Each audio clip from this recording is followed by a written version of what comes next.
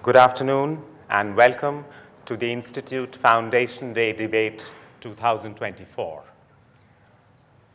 We are just 1 year away from our Platinum Jubilee and being dedicated to the service of the nation. IIT Kharagpur has provided immense technological contributions to the nation. Some basic qualities of a human being is the ability to think, to learn, to understand, to analyze, to synthesize. And we have come at an age where we are able to synthesize artificial intelligence, who can do all of these apparently. So then are human beings becoming redundant? There are so many good things which we talk of when we talk of artificial intelligence and all the automation that has been brought in through technology, but there are always warnings also. So in this context, we have this afternoon's debate with the motion, artificial intelligence and automation will lead to greater economic inequality. As is the tradition, we have two teams debating for and against the motion, one from our beloved students, another from our dear members of faculty. I would now, one by one, like to introduce our speakers today and would request them to come and join me on the stage. The members of the faculty, kindly take your seat to the left of the stage. The students may take your seat to the right of the stage. I first call upon Dr. Amrita Sen. Trained as a sociologist, Amrita Sen is currently Assistant Professor of Sociology at the Department of Humanities and Social Sciences, IIT Kharagpur. Her research interests include cultural and political ecology, urban environmental conflicts, and Anthropocene studies. In 2019, Amrita received the Excellence in PhD Thesis Award from the Indian Institute of Technology, Bombay, for a PhD thesis on conservation politics in the Sundarbans. Her thesis-based monograph, A Political Ecology for Forest Conservation in India, Communities, Wildlife, and the State, and the edited volume, Regional Political Ecologies and Environmental Conflicts in India, are centered around the political ecology of human marginalization, wildlife conservation, and the role of the state in politicizing conservation frameworks. She's also the recipient of the Junior Core Fellowship awarded by the Institute of Advanced Study, Central European University, Budapest. A big round of applause for Amrita. Our next speaker is Akshay Prakash. Akshay is currently an assistant professor at the Aerospace Department in IIT Kharagpur. He was awarded PhD from UCLA in mechanical engineering in 2011. There he studied hypersonic boundary layer instability using CFD. He works on fluid dynamics. He's interested in solving multiphysics problems using in-house and commercial solvers. He also developed solvers for fluid flows. A big round of applause for Akshay. The last speaker in the faculty team is Shourangshu Bhattacharya. Shourangshu is an associate professor at the Department of Computer Science and Engineering, IIT Kharagpur. He has a PhD in computer science from IIC Bangalore. Before joining IIT KGP, he was a scientist at Yahoo Labs, Bangalore, and a visiting scholar at the Helsinki University of Technology. Shourangshu is an associate editor for the Frontiers in Big Data and a senior program committee member for AAAI conference since 2021. He's a member of the ACM and has been on the organizing committee of ACM CODSCOMAT 2019 and CIAM Data Mining Conference 2017, among others. He's broadly interested in machine learning and AI, with specific interest in responsible and data-centric AI and scalable machine learning. A round of applause for Dr. Bhattacharya. It gives me pleasure to invite the students on stage now. Gauri Prem. She is a second-year undergraduate student at the Department of Agricultural and Food Engineering. She's passionate about debating and loves the challenge and excitement it brings. Outside of academics, you'll often find her on the badminton court, where she enjoys competing and staying active. A big round of applause for Gauri. Next, we have Aryan Singh. Aryan is a sophomore at IIT Kharagpur, pursuing his studies in instrumentation engineering at the electrical engineering department. He has been debating since his school days and finds immense joy in it. Apart from that, he has a keen interest in dramatics and has been performing on various occasions throughout the years. And last, we have Shanullah Khan. Shanullah is a second-year undergraduate student at the Department of Physics.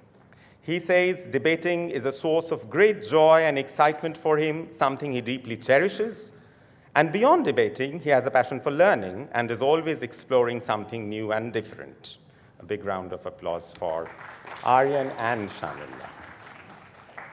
It is my honor to also introduce the members of the jury for today. First, we have Mr. Sagar Kumar, the Vice President of Technology Students Gymkhana, IIT Kharagpur. A fourth-year undergraduate from the Humanities and Social Sciences Department, Sagar Kumar is the highest elected student representative at IIT Kharagpur, leading a student body of over 17,000.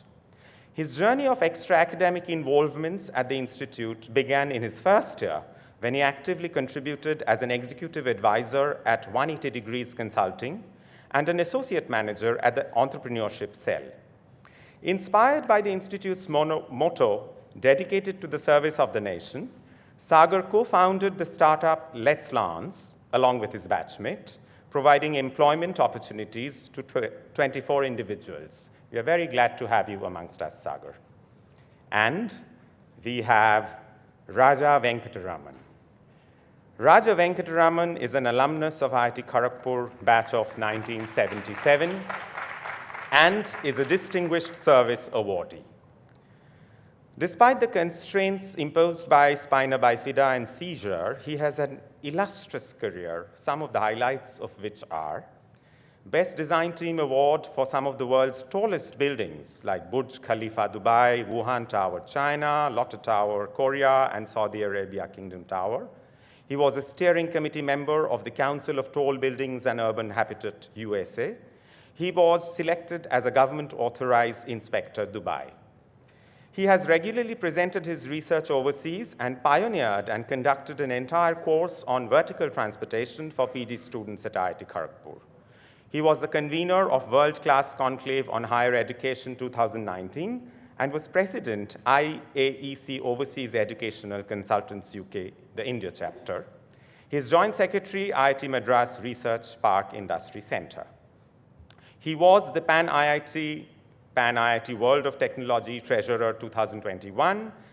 He is the Wheels Global International co-chair and past VP and current president of IIT KGP Alumni Foundation India.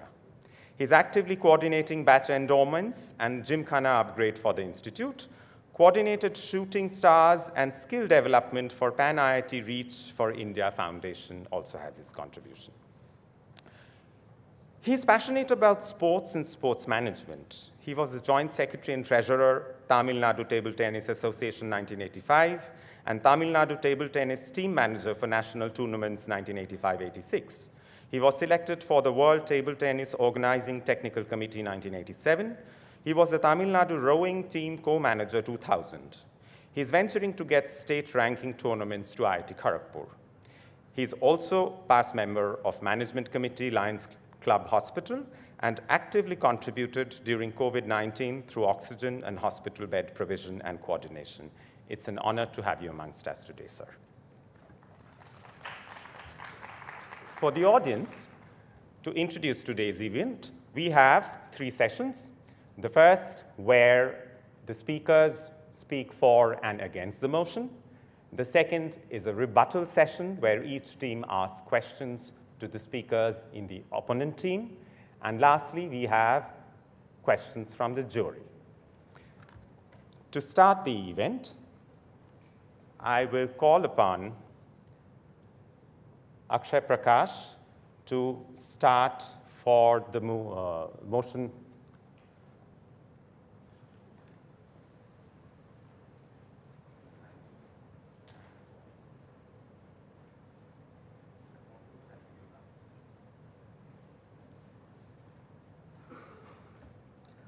Good afternoon. Thanks for letting me. Give me 1 minute, please.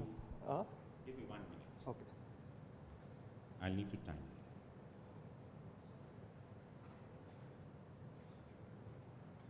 The time starts now. Okay. Good afternoon. Thanks for giving me an opportunity for taking a part in this debate. Artificial intelligence and automation will lead to greater economic inequality. Let me start on a more general footing. Every new technology brings with itself new ways of life which make our affairs more convenient, be it automobiles, transistors, computers, IT sector, more recent, and now AI. But we must remember that we are looking at history and analyzing a big interval of time after many, many years. We tend to forget the little window of time intervals where the new tech goes from being a sensation to a norm. It is this norm that we analyze, and then we present arguments like computers are providing more jobs than they are taking it away, and so on and so forth. We conveniently forget the painful transition period, particularly for us well-to-do section of the society which don't have to make our ends meet as compared to the poorer sections which live on a day-to-day basis.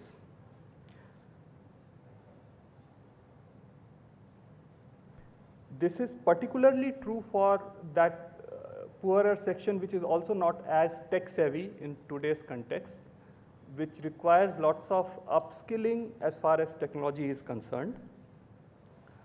We forget the people who painfully go in, we forget those people who painfully go in the background because they have become no more useful anymore as the new tech takes over. We are here to argue that AI automation will take over jobs and will make it more difficult for the poorer sections to adopt. Those who have the resources to skill up will survive, but the unfortunate ones who do not have the skills or means will have to adjust and lose out. What will happen to them is the question that we are posing. A very close case is of a TV repairman. In those of you who have grown up in 90s, 80s, 90s would remember there were lots of small shops which would repair TV and radios and transistors. When system on chip took over, the things in circuitry got more complicated, more substitute friendly, less repair friendly, and all these shops vanished. What happened to those shopkeepers? What happened to those mechanics? Big companies have more well-documented cases. An example in the past that has become a success story for a change is that of a Play-Doh. Play-Doh was introduced as a wallpaper cleaning substance, and because at that time people were using coal for heating of their homes, when they switched to gas, Play-Doh lost its significance, and then they repackaged it in the toy industry as a Play-Doh. It was successful, but many other companies were not so successful, and examples are Kodak and Nokia. Nokia we still discuss.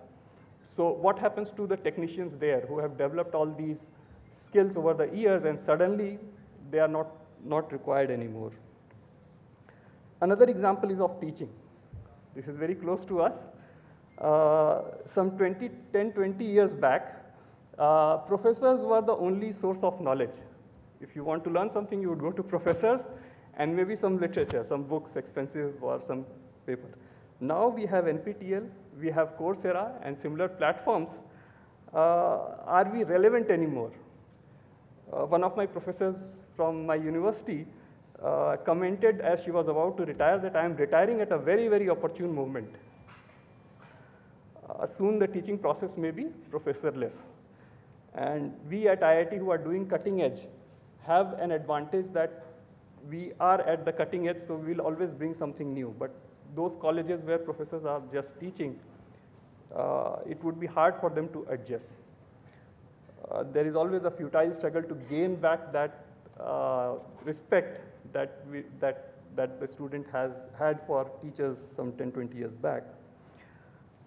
I would like to conclude by highlighting the steeper learning curve of AI automation, particularly for those in the lower strata, which will not only put them out of their livelihoods, but also make it more difficult for their next generation to adapt, hence making the economic divide wider. Thank you. Thank you. Judges, please note that was Dr. Akshay Prakash. Next, I would like to invite the first speaker against the motion, Mr. Aryan Singh.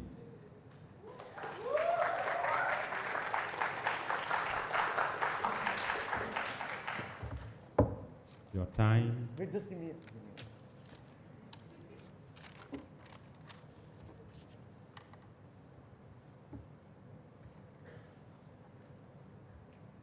Your time starts now. Yeah, I remember this story, right? My father used to tell me throughout my childhood, right? His native village was so beautiful, the people were so charming. So I used to ask him, why don't you go about and take me there, like every single time? It was like the summer of 2013 when he finally brought me there, right? And then I realized why I haven't been here. The situation was so sad.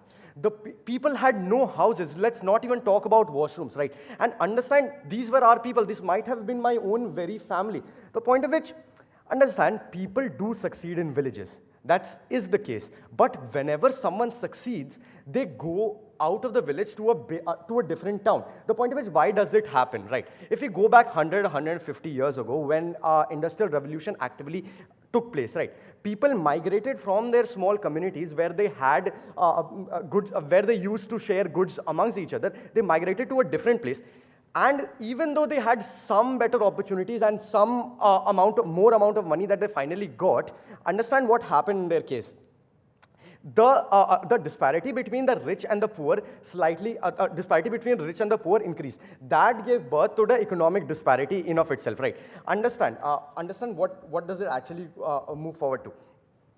In the last so many years, people have been incorporated that economic disparity is like a social norm. It is very much simpler for anyone, for most of the people to understand that 1% of the population can have 90% of the wealth in of itself, right? Understand why do we even talk about industrial revolution in of itself, right?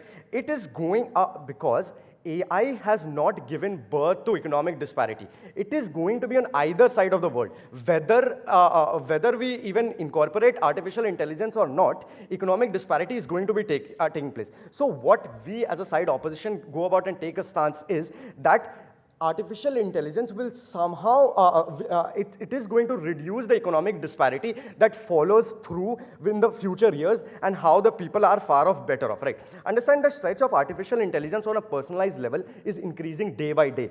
A little statistical data, like in last 10 years, the network connection which is incorporated in artificial intelligence has increased by 500% to the local villages, where we now see these people are doing editing and they're making videos and they're uploading it to different places. It was considered that it was not possible for a person living in a village who has never seen any technology to go about and do so. Understand, AI is like a very, very powerful advancement. And economic disparity is not just a rich and a poor, the gap that they have, right? If I have like a 100-rupee note, right? If I go to a market and I try to buy stuff and I get nothing, right? The point of which everything is so expensive. So I'm in the lower strata of the economy, right? Understand in the same case, if I am living in a different society where I have 100 rupees and I can go about and buy amenities for my own basic need and my comfort with that same amount of money, that means I'm far off better off. Now, why do we even bring this up in as an example? Because artificial intelligence is being used to make the society better off, because as mass production takes place, as automation takes place, the prices of the goods are going to be lower. More about that on my second speaker. Understand what do we majorly bring in this debate, right? One of the biggest perk is that access to AI gives important information to these people on their fingertips. Understand, panel, these people, right, they are people living in villages, the people of the lower strata have no hope, right, because they have no serious place where they can go about and gain skill, right. Understand, these people don't have money, these people don't have a lot of people looking after them, right. The point of which artificial intelligence is so readily available, like you have different chatbots, you have different places where you can go about and learn coding, where you can go about and learn different editing. The point of which these people it helps these people to go about and upskill themselves to be in a better place. Understand two things on that. Firstly, these people will be in a better state. Secondly, it is also in the incentive of the government that when jobs are losing, the government will take a proper stance to go about and save these people, right? Understand, because the government has a symbiotic relationship with the people. If the jobs are being lost and the people are just angry that, what are you doing, right? The point of which they can lose their position. So the government are going to take steps to go about and upskill these people, to make them have white collar job, to make them in a better state. The point of which so that, and to create more jobs. Understand, even though AI might as well help the rich somewhat, but it disproportionately helps the poor, the weaker section of the society, which had no hope, so that they can be in a better state. And understand, it was last year. Oh, okay, fair enough. Okay, thank you. Judges, please note that was Mr. Aryan Singh. The second speaker for the motion, Dr. Amrita Sen.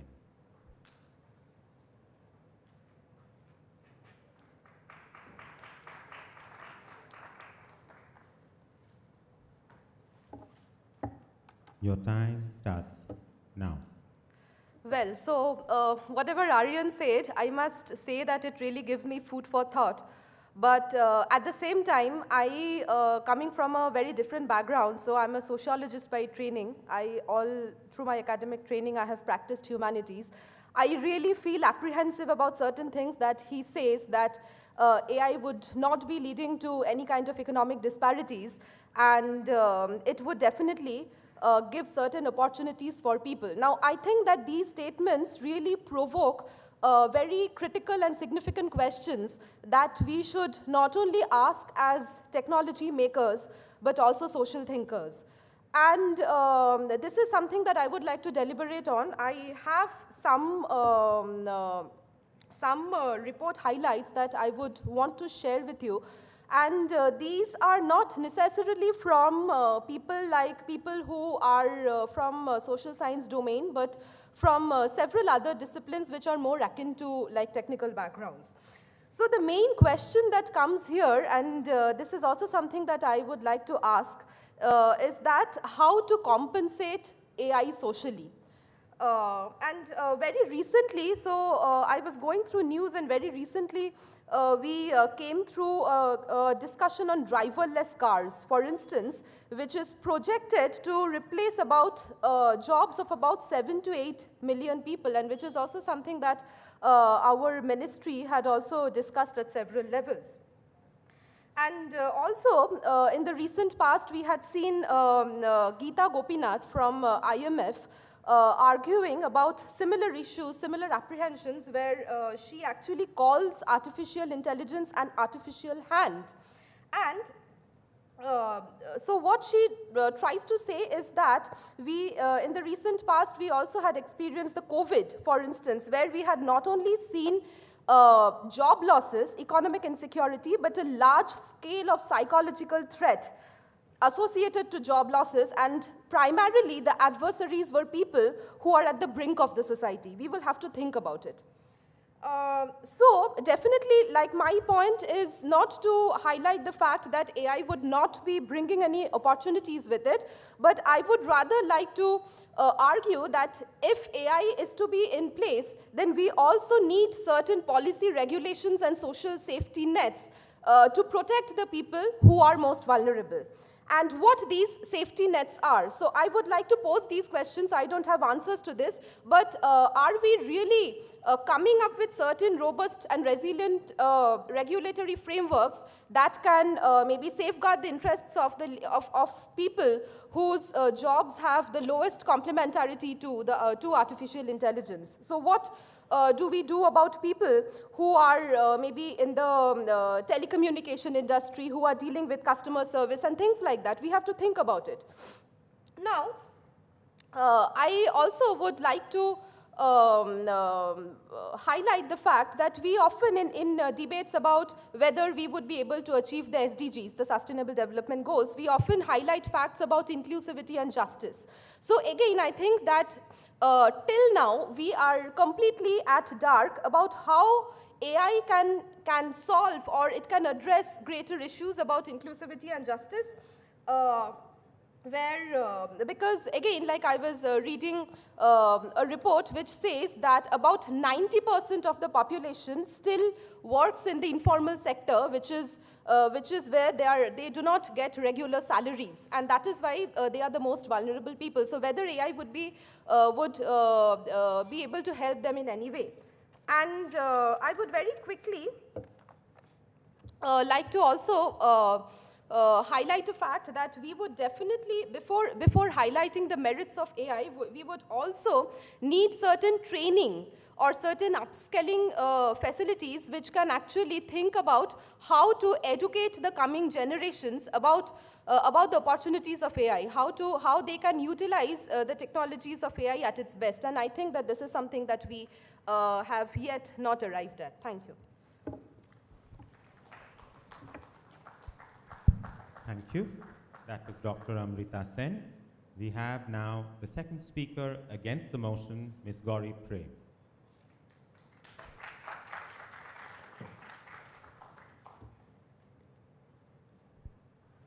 Your time starts now. A very good morning to the esteemed panel, professors across the debate, and our lovely audience. I'd like to start my speech. In the next 1 minute, I'll tell you exclusively why we'll win this debate. So we win this debate because we provide you something that is exclusive to our side, and that is access. Access to what? Access to healthcare, access to education. Let's talk about healthcare first. Presently, 6.25 crores of Indians, that is 25% of the Indian population, lives below the poverty line, meaning they do not have access to healthcare or proper clothing, or they earn less. Now, imagine you're one of these people living in the rural areas.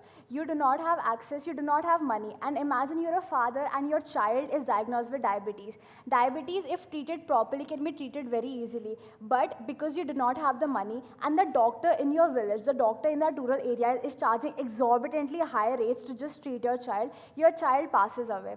Now, instead of this, if there was an AI app that provided real-time solutions and real-time diagnostics of the disease, that child would still be alive today and he would be living the life he deserved. Now, you might ask, this is more about AI and not about economic disparity. Understand that because this person was not able to afford the healthcare, the child died. But if there was AI, we would be providing them the resource of healthcare. Economic disparity isn't just about how much money we earn and the rich and the poor. It's also about having access to healthcare resources, having access to other resources. So this is how access to healthcare has bridged the gap between the economic disparity, because they are able to now access these very resources. Secondly, education. Again, understand that maybe you're from a rural area, you cannot afford a laptop, all you have is a phone with yourself. Now, all you have is a phone with yourself, and you go to your coaching classes, but you don't understand, you're not able to follow through to an extent that you're ready to drop out of your coaching class. Now, if you had access to ChatGPT, if you had access to other LLMs, you would be able to clarify your doubts. Now, why is it important? Once you're able to clarify these doubts, you have the access to this information, you'll be able to compete with the rest of the people. You'll be upskilled in the knowledge. Once you compete, you come to the best colleges of the country. Once you're in these best colleges like the IITs, you have a fair chance at opportunity at the best jobs. This is how you get jobs which are better paying. These better paying jobs in itself, they reduce the economic disparity, because now they'll be able to bring their family out from the generational poverty that comes with it.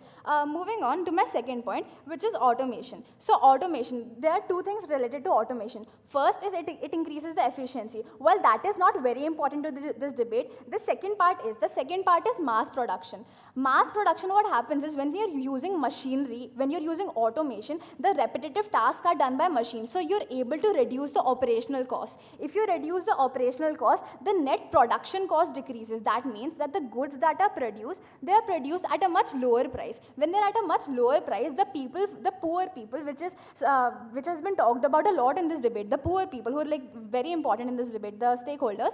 So these poor people, they're able to afford these resources like books, healthcare, clothing, anything that is just produced by automation. So because now the price has decreased, because of the price decreasing, they're now able to afford these resources, and this affordability has bridged the economic disparity. Because as I've mentioned, economic disparity isn't just about how much more the rich earn in comparison to the poor people. It's also about the money you have. You're able to access the same amount of resources that were once available or exclusively available only to the influential, the financially stable, the middle class or the upper class. So this is how automation in itself is very good for the poor people, because now they're able to afford something that they couldn't with the previous ideology.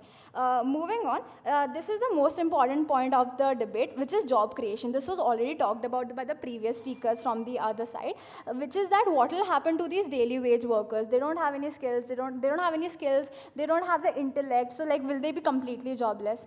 Panel, please understand that manual labor will always be required. You will always require someone to overlook these automated machinery. You will always require someone. There are some things that attach emotions, like even the profession of teaching in itself. Teaching cannot be done artificially. You need to interact with someone. You can get distracted. That is why online teaching is not a very good way to go. So there are some jobs that can never be, that will require manual labor. Secondly, most importantly,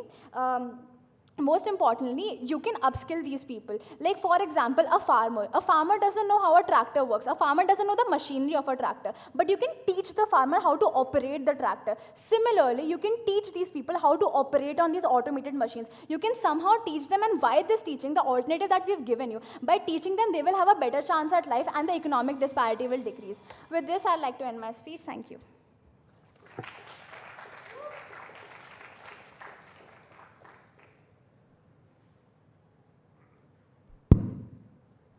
Thank you. That was Gauri Prem. We have the last speaker for the motion, Professor Shourang Bhattacharya, please.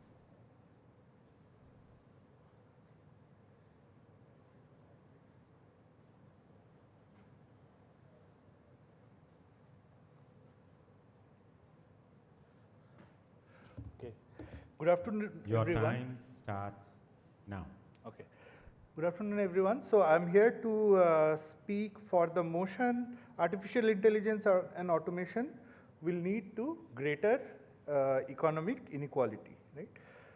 So as a person who has been involved in AI research and development of AI technologies, let me try to ask the fundamental question: what does AI really do? So the modern AI makes perceptive, cognitive, and generative tasks more efficient. Okay? So let us take the example of tasks involving human interaction. So let's say customer care applications or personal assistants. Okay? We all know that a large part of these jobs are being taken away by AI agents. Okay? So what option? So earlier, a lot of low to medium skilled workers used to be employed in these applications. So what is their option?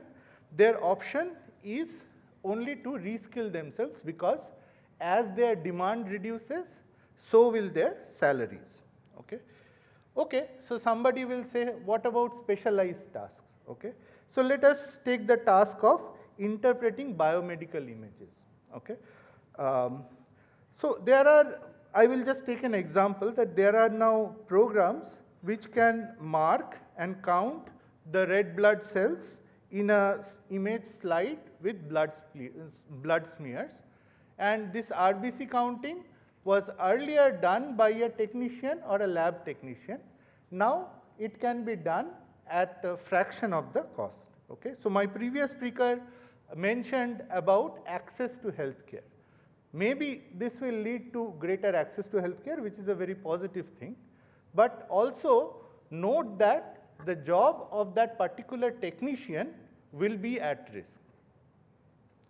Finally, I want to talk about the context of IT sector jobs. Okay? This is a relatively recent development, and we cannot deny the fact that in the Indian context, IT sector has been one of the greatest drivers of the economy, and also I would say one of the greatest drivers of job creation. Now, there is a study by GitHub which says that the developer productivity will boost by up to 55% due to ChatGPT. Okay? This will obviously lead to the reduction in the number of developers required to do the same set of jobs. Okay? And unless there is a matching increase in the size of the industry itself, obviously the developer jobs are going to be lost. Okay? Okay, so these indicators paint a grim picture of economic inclusivity and economic parity in the society, especially since this technology seems to affect the low-skill jobs disproportionately. Okay? So what are the saving graces? So I would like to point out two different saving graces which may save us from this economic disparity. So the first is the question of responsibility. AI agents cannot be punished for their crimes. Hence, responsible AI should come up with systems where responsibility can be assigned to people for non-performance of AI agents. This subject needs to be widely discussed and brought into legislation. Such jobs will require keeping a watch over the actions of AI agents, maybe a person who is responsible for keeping track of an autonomous car, and these kind of jobs may increase. Okay? For these kind of jobs, upskilling of workers with an understanding of AI system is an important requirement. Making AI knowledge more accessible to low-skilled individuals, even if at a superficial level, is an important step. I would like to proudly mention that IIT Kharagpur has started such an outreach program where we are teaching in one batch more than 6,000 students over a period of 6 weeks, and the cost is less than 6,000 rupees per head. Thank you. Thank you very much. Now we have the last speaker against the motion, Shanullah Khan.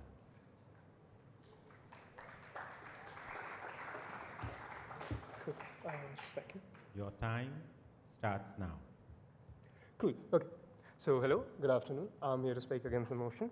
All right, let's start. In a country like India, where 1.4 billion people are striving for a better future, the fear of losing jobs to AI is a very pressing and deeply personal concern. However, this challenge is not a dead end. Rather, it's an opportunity for renewal and growth. Understand, this has to be clear, like the process of automation is not an instantaneous process. Like a person today has a job and tomorrow he gets a notice that, okay, now the AI, this AI has taken over a job. Understand this is a gradual process, right? Firstly, how it would happen in India is starting with slowly integrating AI with your jobs. How this would look like is making these mundane tasks done by AI, which will make it more efficient for the people, and they can focus more on their innovative tasks, right?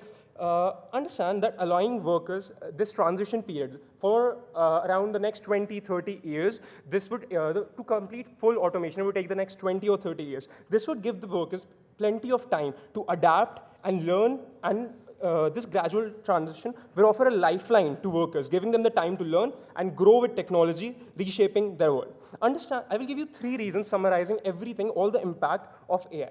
Firstly is enhancing human potential and economic growth.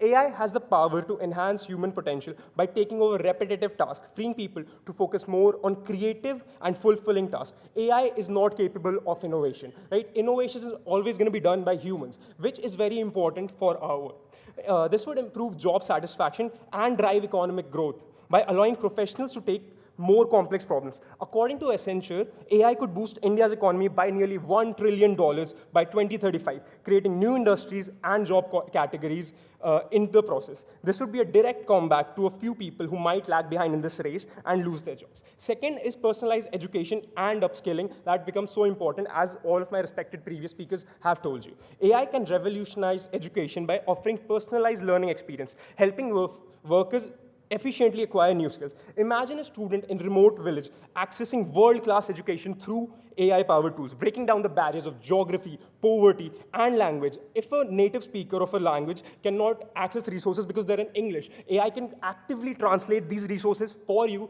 providing you now, in the first time in history, a chance to learn new skills, right? Breaking all these poverty barriers, breaking you out of the cycle of poverty and nuisance. Third is the healthcare and improving the quality of life in itself. AI can significantly improve healthcare in a country like India, where infrastructure is immensely lacking, right? Due to the lack of doctors, due to the lack of hospitals. By assisting in early and accurate disease diagnosis and optimizing logistics, AI can make healthcare more accessible and effective. For example, if someone cannot afford a doctor consultation due to lack of resources or simply inaccessibility of expert advice, they can refer to AI for preliminary prescriptions, which would save a lot of lives, a lot of deaths happening through very easily curable disease simply because they could not get medical attention, right? AI would save all these lives. This is very important for the poor people, for the lower end of the spectrum, these people in rural areas which cannot access doctors, right? Now, understand very important thing. This becomes an issue, right? That a lot of people cannot actively use AI, cannot not technologically advanced enough. Understand that AI is a generational shift, equipping the younger generations. Say, I'm not able to use AI properly, my children would be. Especially, they would have the confidence to seize the opportunities. For example, the son of an auto rickshaw driver in Mumbai can now aspire to be a software engineer because now he does not have to follow into his father's footsteps, because now he has the chance to learn, right? He does not have to become an auto rickshaw driver simply because his father has. Now he can access AI, now he can use personalized learning from AI to become whatever he wants, right? Freeing him from the cycle of poverty and his family for generations. AI is not just a tool for efficiency, it's a means of empowerment. It can reduce inequalities by providing access to resources previously inaccessible. Understand, AI automation will also make the supply chain much more efficient, right? Mass production much more efficient, which would lead to the lowering of cost of medicines and daily basic needs. It becomes much more impactful, it's much more significant for the poor people, because the rich will always keep getting richer, right? There is an economic disparity that exists, but for the first time in history, different from the industrial revolution. In the industrial revolution, only the rich had access to machinery and everything. But this time, AI is accessible to everyone. Around 60% of the world is accessing internet currently, and in the next decades, the numbers are supposed to rise to 90%. And if you have internet, you can use AI, you can improve your life for the first time in history. There will be challenges, but the rewards are worth it. For the first time in history, the poor people have a chance of becoming better. They have a chance of actually mattering and contributing to the industry, to the economy, and thus finally reducing the economical disparity. Thank you. Thank you. You've heard well-considered arguments from all the speakers from both teams. Now we move on to the rebuttal round, which requires more spontaneous answers. There shall be 3 questions presented from each team to the opponents. Anyone can ask a question, but each of those 3 answers have to be presented by a unique member of the team. So every member of the team would be presenting some answer. We start, and you can now use the microphones available to you on your tables. Just check if it works.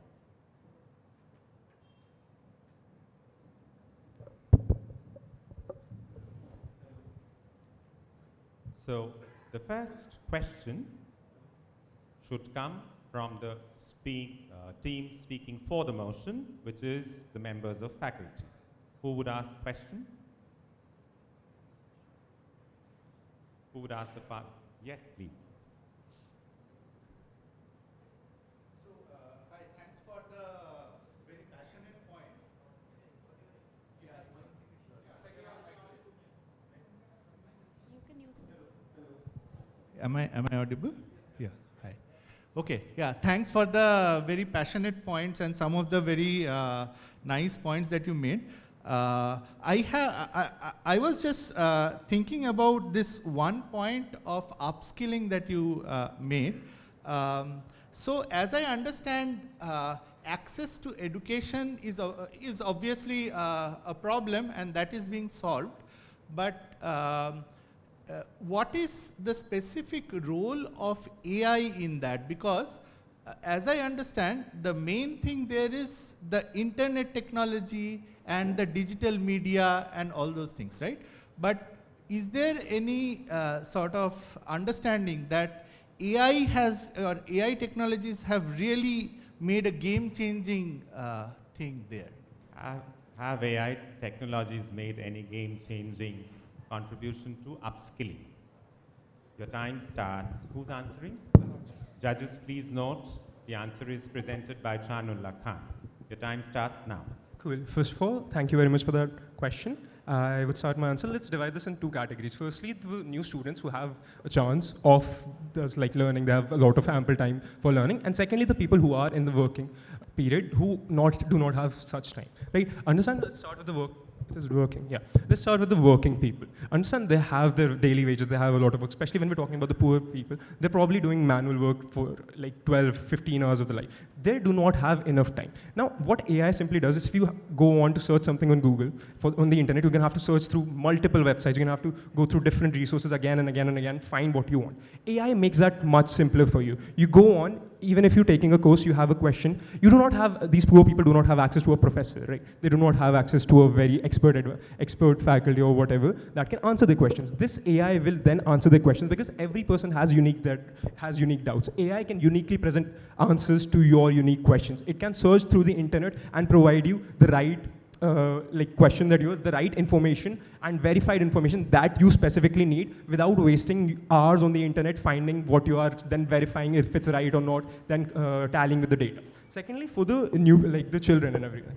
Understand children in rural area, first, again, do not have access to professors. They might get data on the internet. Again, the whole question thing comes. And then there's language barriers, there's poverty barriers. You cannot go to a school or anything. This language barrier, AI can easily tackle. Right? You cannot search, you cannot take this, translate again and again and again. There are translative AIs that can translate, that can take a course and translate it in your native language for you, which becomes very important for the students in rural areas, in children, because they have no other, their parents or everyone around them, they are not capable of doing it, right?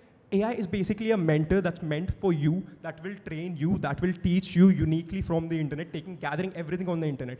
We know internet is such a vast space. This AI will go through all of it, give you what you want, and then there's upskill you, teach you, and give you the resources to compete in this very competitive world, in this economic world, thus making your life in the future, making your life prospects much better for the children and for the older people transitioning to more ample job. Now understand, these lower spectrum, they have jobs that are not even quite well paying, right? With this advent of AI, with this information, they can choose jobs that firstly will give them job security as well as better pay, better facilities, better security.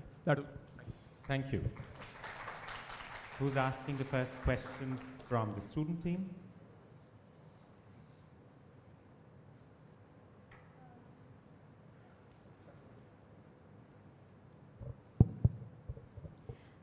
So the question is that don't you think by automating, what happens is that the production cost decreases, which makes it more easy for the poor people and the people to afford these services, the goods more easily. The affordability increases. When the affordability increases, in totality, the economic disparity decreases because now they're able to afford the same resources as those that were exclusively available only to the rich, the influential, or those who are very financially stable. So don't you think by not automating, you are in totality increasing the economic disparity? Thank you. Who would answer this question?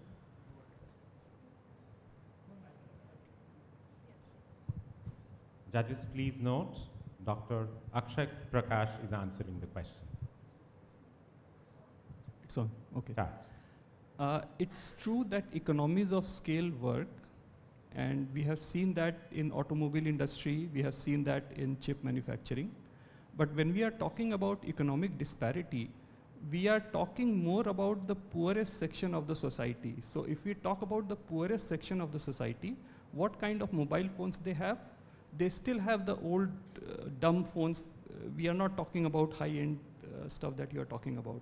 When we talk about food, for example, yes, there are food processing plants which produce cheaper stuff.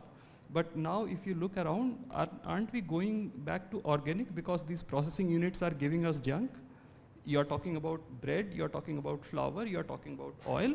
Name any commodity that is processed and that's considered healthy. It's not. So we are again going back to the old system of organic production, which does not require these machines.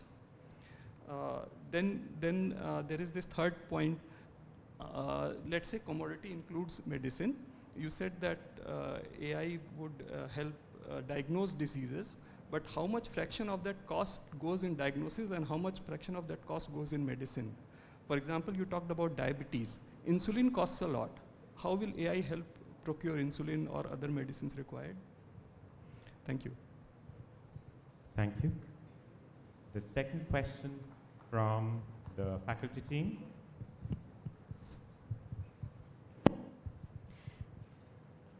Yeah, thank you very much. I just wanted to ask, so somewhere you had mentioned that AI would be a facilitator in terms of bringing in more people to the urban areas and providing them with better opportunities and better technology as they come to the cities for education and then for other economic purpose. So I just wanted to ask that in sort of cities which are already experiencing extreme distress and disparities, overpopulation and problems like that, where does AI stand again as a game changer? Who's answering the question? Judges, please note, Aryan Singh would be answering the question. So AI is obviously going to help these individuals, like what we actually meant by mentioning that. That was an example of industrial revolution, how industrial revolution took place and people migrated from villages to these towns. Like, understand what we were proposing was that when AI is incorporated, these people who are living in villages who do not have the capability, enough money or job opportunities to go to these different homes, they will have the opportunity to upskill themselves. Like the examples that they were mentioning about education, right? Where you have, where people will after so many years, because of language barrier, they were not being able to be taught by amazing professors, right? There are AI applications that can directly convert it to their own language, right? Understand there are like crowd solving engines that completely takes your question and solves it, that are incorporated by a lot of education institutions, right? So the people in these villages who cannot go to these towns will be far better off with when AI is incorporated to their lifestyle, and they can go out and learn and upskill themselves. And once they are upskilled, now they can go out and look for the different job opportunities and different structure that is going on in the general society, and their lifestyle is far better. Thank you. Thank you. Who's asking the second question from this team? So as we have already seen through history's evidence, like when industrialization, internet came, slowly at the beginning everybody thought it would only be for the rich and for the privileged. But with time, as we see today, everybody has access to internet. So don't you think AI would also lead to that and everybody would get access to AI? And as long as everybody has access to AI, the disproportionate change would be poor people can make more of it because the rich do not have much to change in their life, but the poor have a lot. So don't you think this access would be, when symmetric for everyone, do much more benefit for the poor than the rich? Yeah, so to answer your question, I think that what we tried to say is that there is still an apprehension, mostly because we feel, so there are a lot of factors, but the most important factor we feel is that a lot of people in our country are not sufficiently educated to understand many of these technologies associated with AI. They do not have the basic infrastructure to fulfill some of their basic needs. Also, like, again, So many of these reports are projecting about job losses already, and these are largely technical reports which come up with a lot of data. So, if existing skills are not upscaled, then we feel that all of these AI technologies run the risk of not being equitable and inclusive. Thank you, judges. That was Dr. Amrita Sen responding to the question. The third question from the faculty team. Okay, so okay, so there were many points. A couple of points I'll object to. So one of the points you made was that students get access to this educational stuff, and then they can go into IITs and other good colleges. Can you tell me the fraction of students that go to these good colleges and get jobs versus the whole generation of students that are attempting to get into colleges? And so what fraction of those students have got jobs because of this AI? And in future, what is the trend? And then second... Please ask only one question. Okay, okay, so I'll stop. So is that your question? What fraction of students have actually benefited in getting access to education because of AI? So actually the nuance of the question is that even if they get good educational stuff out of AI and other platforms, if you don't have educational institutes, which we don't have currently, what fraction of us will get good jobs and good opportunities? All right. Who's answering that I'll question? be answering. Thank you, sir, for the question. So first of all, in terms of what fraction of these students are actually successful in getting the job, even if there are 10 people who are using any AI-infused model, and even if 2 or 3 of them are able to successfully get a job, I would still count that as a success in comparison to them not using any AI-infused model and not getting any job. First. And secondly, that is correct, that simply having AI, simply using chatbots like ChatGPT would not land you an excellent job. That is understood. All of us need a formal degree. That makes sense. But when we've come to a college and when we are working towards that degree, many times it's tough for us to understand what is being taught in our degree. And for that is where AI comes into the picture. That is where we use AI to understand the concepts better. Sometimes it happens that we're not very close to our classmates. It's very easy to say, go and ask your friends. What if you don't have any friends? Even if you have any friends, it can be tough because there'll be language barriers. You're coming from all over the country. People from different parts of the country are coming. It is not possible. It's not even possible for the professor to teach in 10 languages. Professor is going to go with what is going to help the majority. But we also need to think about the minority of the students. Those, they are also here for a job. They're also here to feed their family. So that is where AI comes into the picture. So even if it's on 100% of the people using AI and getting a job, I would still count this as a humongous success, even if 2 out of those 10 people manage to get a job using the help of AI, given that, yes, they have a formal degree of education. Thank you. That was Gauri Prem answering the question. And we have the last question of the session.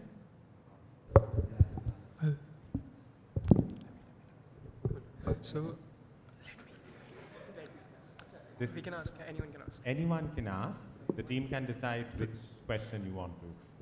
So this is quite similar to the last question. As you say that people, a lot of people would not be able to understand AI, a lot of people would not be able to actually adapt. Don't you think in a world without AI, the people with skill will keep developing, keep acquiring new skill, because the world is going to change, the world is going to progress. So without AI, these people who cannot adapt will be essentially doomed. But with AI, at least they have a chance, because AI makes it much simpler for them to learn. So with AI, they have at least a chance of progressing. Because in a world without AI, the people with skill will keep getting upwards. The people without skill stay there. With AI, the people with skill, they do develop, but the people without skill can also develop, because AI makes it much simpler and gives them everything they need essentially in the palm of their hands.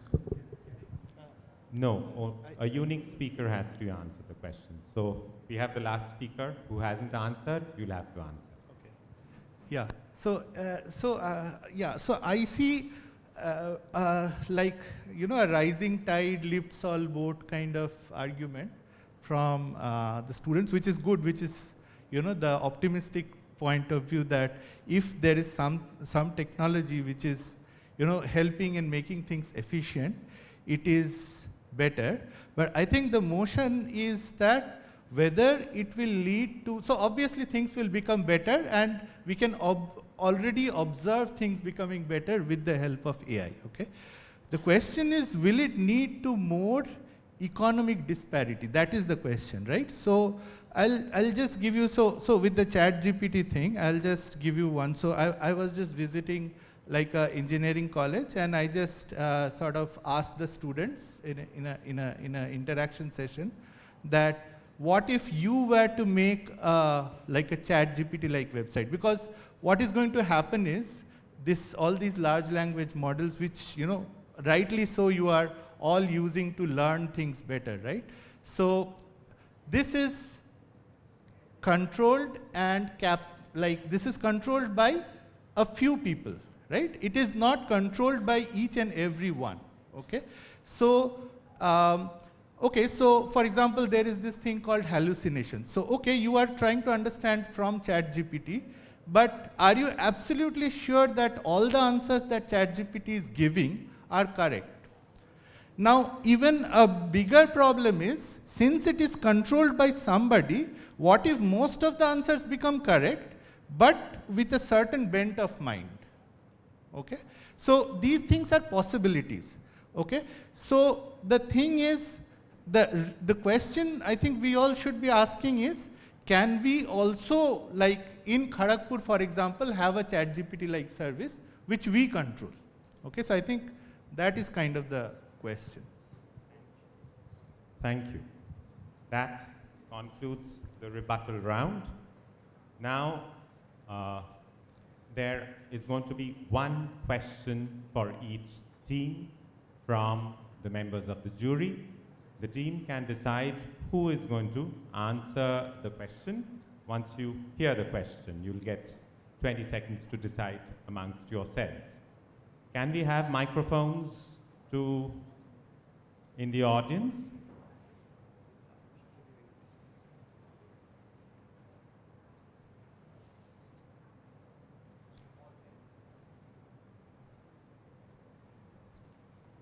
I think without waiting for that,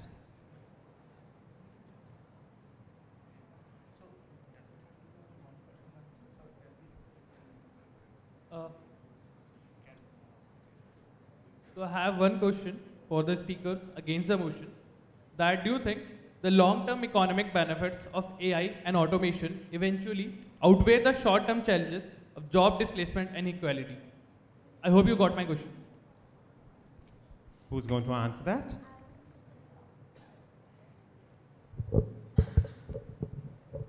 Gauri, please go ahead. Right. So yes, we do believe that the long-term benefits will be outweighing the short-term losses that will occur. And a great example of this can be the Industrial Revolution in itself. When the Industrial Revolution happened, a lot of people lost their jobs in handicrafts. But if you see the long-term impact, it added on the economy, the growth, the GDP, not just the GDP, but the entire world as a whole. Not only in terms of monetary benefits, but also in terms of social benefits, in the quality of life, the Industrial Revolution leading to the textile industry booming, the manufacturing industry booming. So the long-term benefits in itself are going to have a positive impact, which will outweigh the short-term losses. Another thing to be noted is that there is going to be a transient period. It won't happen that tomorrow AI will simply take over. This transient period will allow a lot of people to upskill from the jobs they are currently doing, jobs that are giving them bare minimum wage, to jobs that are more satisfactory. Even if not more satisfactory, then itself just giving them a better income as a whole. So yes, the long-term benefits are more than likely going to outweigh the short-term losses. Thank you. Thank you. That seemed more like a question for the motion team, right? My question is to the faculty team. I do understand the arguments have been great. The point is, why do we think that the poor will remain poor? Why won't there be a flip between the poor and the rich when the AI takes over?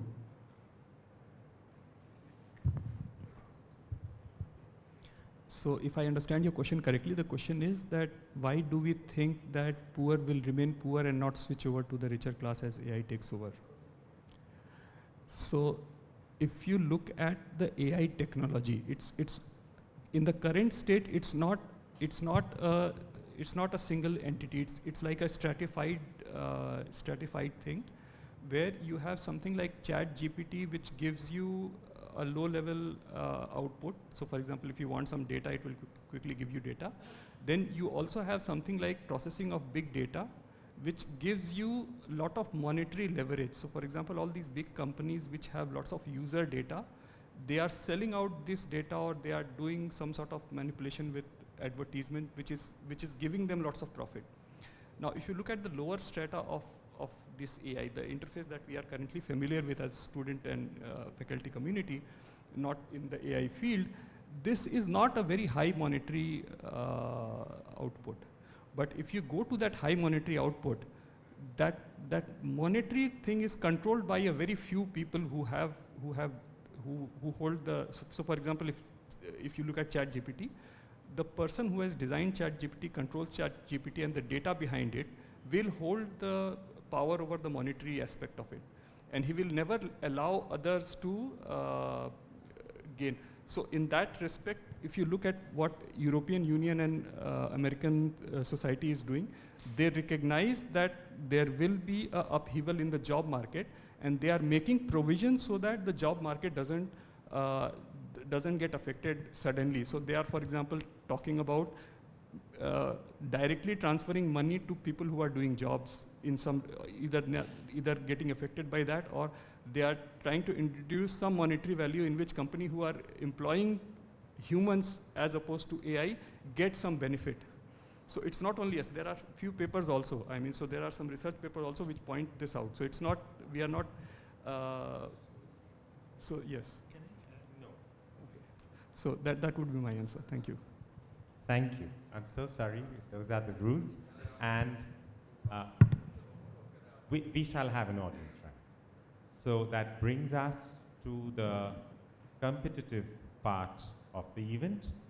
While the judges compute their scores, we will make an open house, and we can have, I see many hands raised, but the gentleman up front had requested once. So can we have the mic over there? Wonderful debate, and lovely points raised by you. Sir, could you introduce yourself? Can you hear me now? Yes, could you introduce yourself? Okay, my name is Nalin. I am a 79 batch Nehru. And I'm here to attend the competition day. Really a pleasure for me to be here. Okay, so my question is to the students team. See, in the ancient times, there was no middle class, there was a king. He had some henchmen and some advisors, and then there were very poor people working in the fields. I think this similar point has already been made. So why do you think AI, with its very high technology, to use AI itself, you need very high level of intelligence. Why do you think this era will not come back? The middle class job will evaporate. The Industrial Revolution was different. It created a middle class. The middle class job will evaporate because automation will take over. There will be the rich class. And just the guy who has to lay the bricks, and break the stones.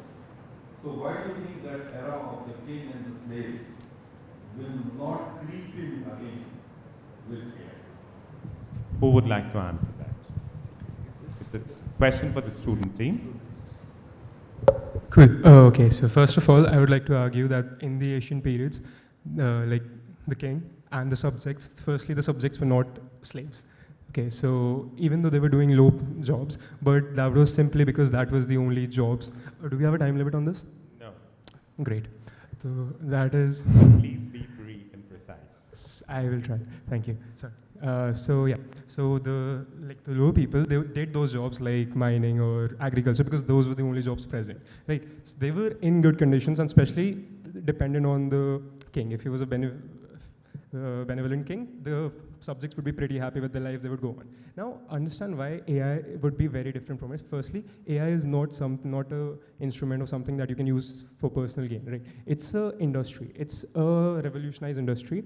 If you want, firstly, to train AI, you need a lot of people. So the access to AI is secured, first of all, because in order to train AI, you need different sets of people. You need all kind of people from all social backgrounds. So AI would be accessible to everyone. Now, even if the middle class is eliminated, the lower workers, it is very probable, firstly, due to the involvement of the government could not let the people slip away and lose all their jobs. So even if the people are working on a lower factor, they are doing less efficient jobs, their economic state is probably going to be secured by the involvement of the government and by the involvement of the rich people, because they cannot always hoard the money, right? It's somehow going to trickle down, the trickle effect. Somewhere it's going to lead to better roads, better facilities, whatever, because they want them for themselves as well, right? So in an overall, the society would develop, and that would simply affect the lower class people. Sure, their income is less. Sure, what they're doing is not very complex, but they would still be able to afford everything. They would have better services. They would have better healthcare, better education, and everything simply due to the trickle-down effect and access. Thank you. Thank you. I saw hands over there. Yes, could we have a mic there? Could you come up front? Please introduce yourself and then ask your question. Hi, I'm Sayan. I'm from UNDP India. So, my sectoral expertise is in water, and there's a lot of question in the water sector. Big US companies, Xylem, Europa, Merge, and the whole idea is to go completely digital with AI tools. But Aaron's point was very interesting way you started, saying that economic disparity wasn't created by AI, it was pre-existing. But where I differ with you strongly is, and ask you about this, is that the fundamental problems that you have, whether it's in poverty, it's in sanitation, it's in water, they're not purely technological problems. So just by going digital, just by introducing AI, you can't get around the physical obstacles. There's a reason that, for example, Kaviji Frank yesterday flew about the Nobel for Poverty. J. Powell says amazing work, right? So this whole team, and you made a good point, but how do you see those things being magically overcome by AI, right? And just one last thing. When I was in the UK, so Stephen Schwarzman, who's not an easy person to part money from, he gave 175 million pounds for foundation of an AI analytics center at Oxford. That's 2,000 crores. So perspective, I think, Gupta gave $2 million US dollars, or 100 times less. Of course, that goes a long way in India. So, that's the thing you got to really think about, and I'm challenging on that. There's social-technical interface. There are biases, our own human biases on poverty, on sanitation, what we think about conceptually. And those go into the algorithms. There's a backend. So if you want to address that, AI is not a neutral thing. Technology is never neutral. And that's really hard to understand for technologists, because they're such geniuses at creating the technology, but not understanding the design the social implications of that. Thank you. Aryan, would you like to answer that? Thank you so much for that question. So what our argument actually was, we wanted to tell you that again, artificial intelligence cannot go about and solve every issue, right? The problem with sanitation, the problem with water, everything. We cannot actively go about and solve every issue. But the point of which what we were making is that artificial intelligence can make the life of these people who have no hope. The point is these people living in a village who already have less amount of money, who can't migrate, who can't go anywhere else, right? Their life can be somewhat better off, right? Now, I understand, okay, these major problems, right? Or the problem of sanitation and everything. These are challenges that we collectively need to go about and take over, and we need to, again, make a better society for all the people, right?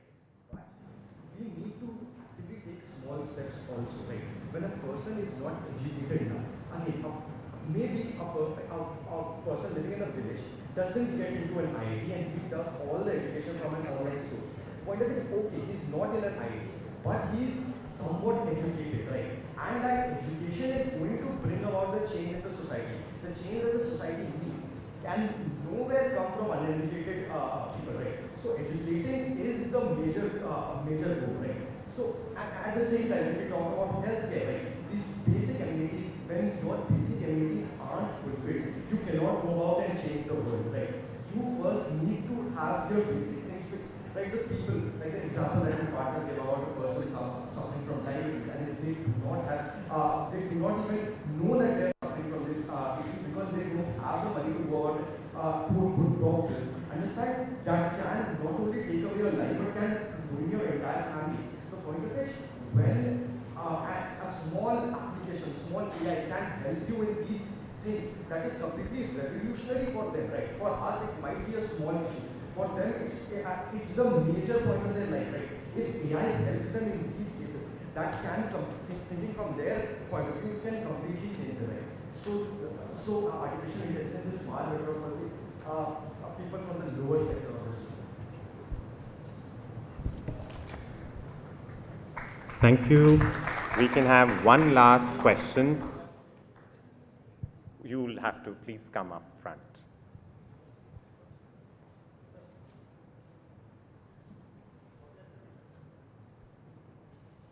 Hello. Myself Vishal Gupta. I work in the Central Research Facility. I assume myself as a common man. I would like to put my question to the student team. You see, you say AI is better for our education system. But you see, at the grassroots level, when it comes to our upcoming generations, fees of the schools are exorbitant. I was reading a newspaper article where I have read in a metropolitan city like Hyderabad, for a KG admission, we have to spend 2.5 lakhs to 3 lakh rupees. So, I would like to ask, you are saying that, you see in the name of online education system, internet, better advancement, 3D, so how will you answer this? You see, I am a common man, owing to the inflation, my salary is not increasing, but inflation is increasing at a higher rate. How come my child will have a better access to this? You see, I'll have to give admission to him to some government-oriented school. So, please. Thank you. Gauri, are you answering that? Yes, sir, I'll answer. First of all, thank you, sir, for the question. And we understand this is an issue where all the common man is facing, and that is that the fees of the school is becoming exorbitantly high, and it's not possible for everyone, even the middle class at some times, to afford the fees. And this is exactly where the AI does come into place. When you go to these good schools, the so-called better off schools, the education provided to them is not that different. The difference comes from the extracurriculars that are there in these schools. If you talk about the government schools are not in a very good condition, and not a lot of people want to send their children to government schools. Their first priority is sending them to a private school. And I think that is where AI comes into play. Because we keep on referring to ChatGPT because that's the most common AI model we are aware of. There are multiple other models also, those who translate research papers. But more on a grassroots level, ChatGPT is free for everyone. So that is where AI has helped all the children, irrespective of their background, to have access to the same set of information. When you go to your school, you get that basic knowledge, you understand science, you understand math. But if I want to do a little bit more research, there's a possibility that my school does not have the provision for it. Let's say I'm in 8th grade, 9th grade, and I want to learn a little bit of coding, just a little bit of coding, and my school doesn't have that provision. Then I can go to ChatGPT because it's very easy for me. First of all, the interface is very easy. So irrespective of my background, education, which is a common right, which everyone should be having, education should be inclusive, and this inclusivity is going to be there if it's there with everyone, irrespective of their background. So even for a common man, it's easy for them to be at the same par as those who are in a better financial condition for those who are in better schools, for those who have just better facilities and resources.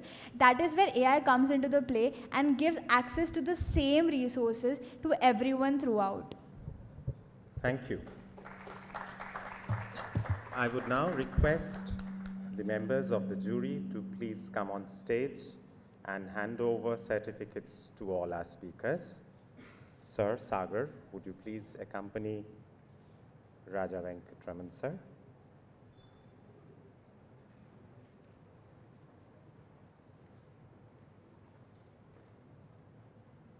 So you could go to the center of the stage. So if you could go up to the center.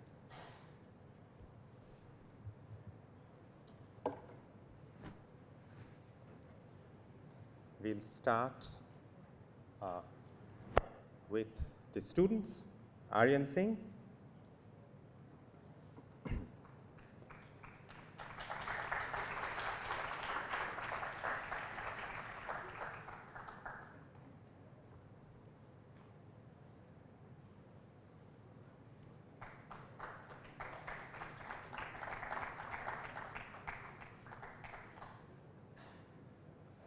Gauri Prem.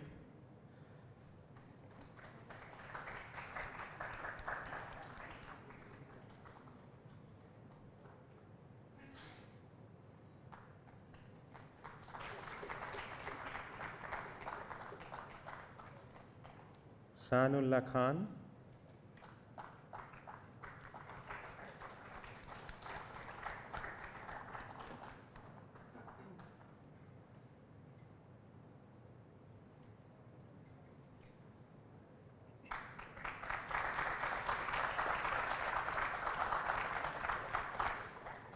Now, with the members of faculty, Dr. Amrita Sen.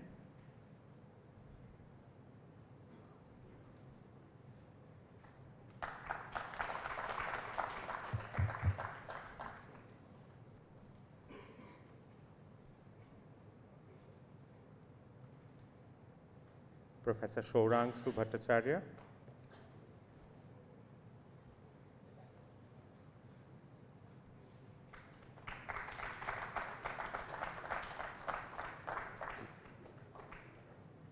And Dr. Akshay Prakash.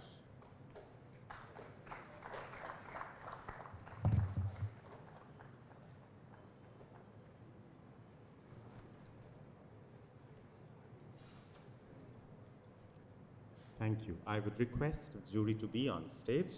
It's time.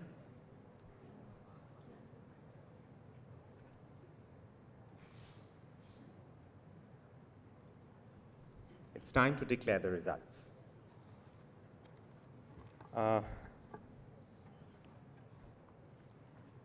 As I see, it's being very tight. And I'm sure after a lot of deliberations, the judges have selected the best speaker,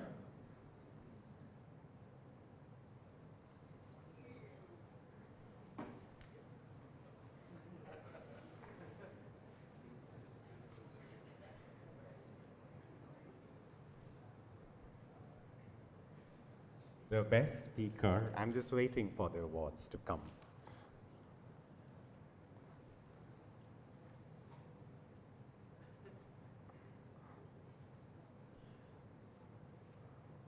I'm making you wait in anticipation. So we have a small gift for the best speaker, who is Ms. Gauri Prem.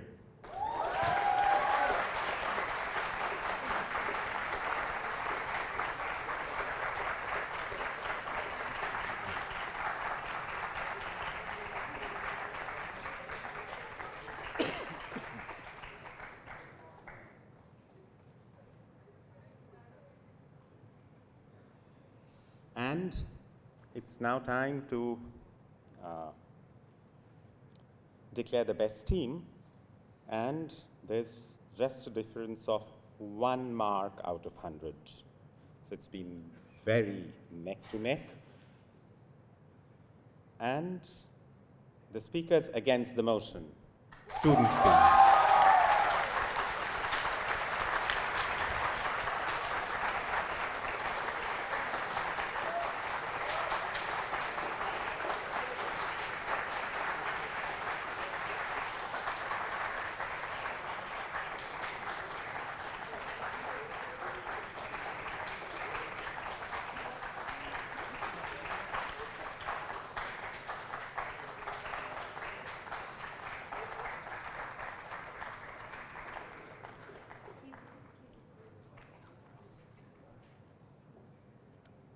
I would now request Professor Korobi Das to come on stage to present a token of our appreciation to the members of the jury.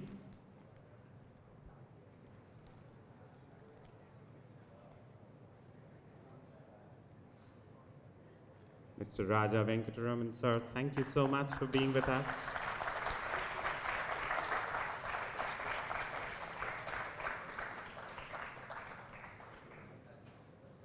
And of course, our very own Sagar, thank you for joining us today.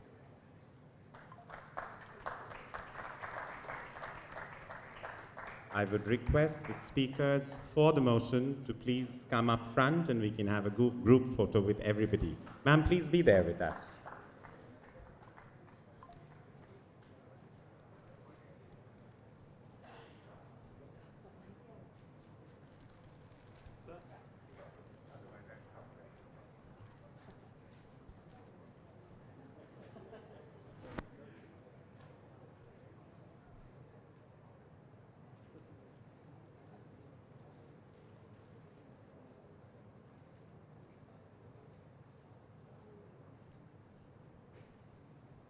Thank you so much.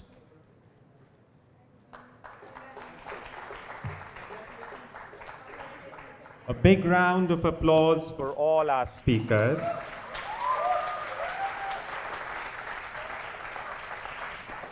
It's time to present an official vote of thanks. Thanks goes, of course, to our speakers, our esteemed members of the jury, but of course to our small but enthusiastic audience who've joined us here for the event. A big round of applause for them.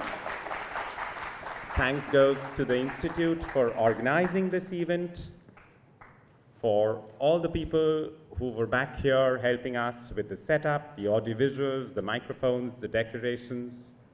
Thank you all. Have a very good evening and enjoy the Foundation Day. Good day.